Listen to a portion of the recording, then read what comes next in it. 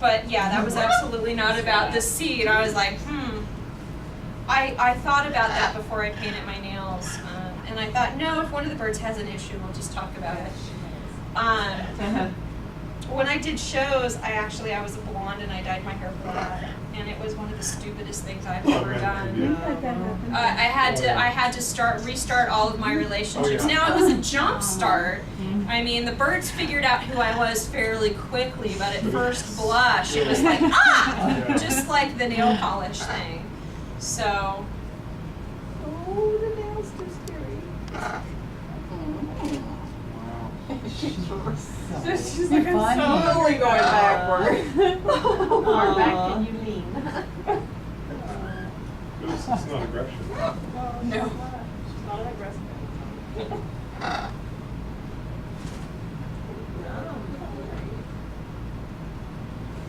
That was more than you deserve, just saying. So while she's Leave it to you to pick the biggest piece of the while she's No. So you're talking about you training the birds and rewarding them and saying good, and it especially struck me when you said the birds in another room that says what you want, be all good.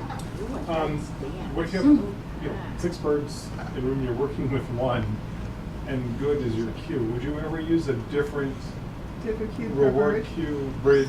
I don't know that I would, mostly because I don't think I'd be able to remember which bridge went to which we bird. wouldn't either. It was a dumb question. Never mind. But You can't even get the names But right if anymore. what I would do is only train one bird at a time, Yeah. and in that room maybe ask the bird to do something, give it a reward, and cue the bird in its head that you were actually in a training session. Yeah.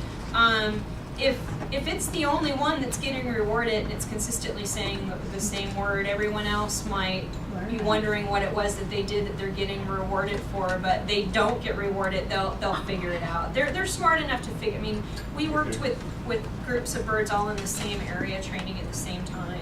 The challenge is you probably don't want to train one bird in a room full of other birds only because it's really distracting.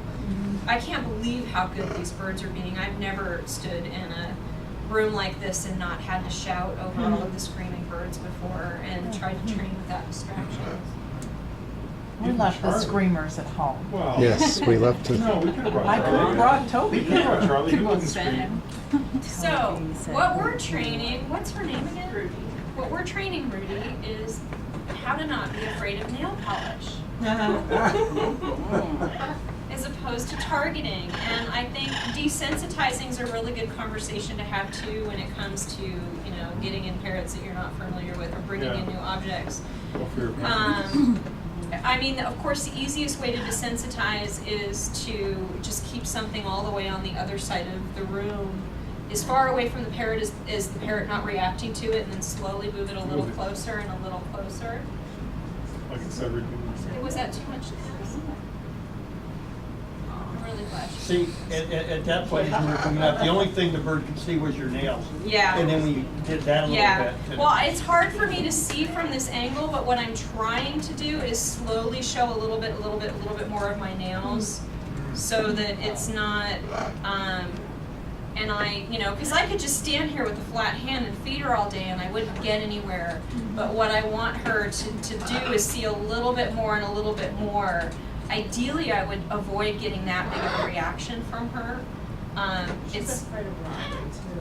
Of broccoli? Oh, At first, I thought you said bras, and I'm like, are you walking around and you're looking for broccoli? She does that same thing. You're making big progress here already, because you start out with an open hand. Your first approach, when you had to come back with the open hand, Oh yeah, she was. you handed it to her pretty initially and you freaked opened out. your hand and it didn't work. You had to pull away.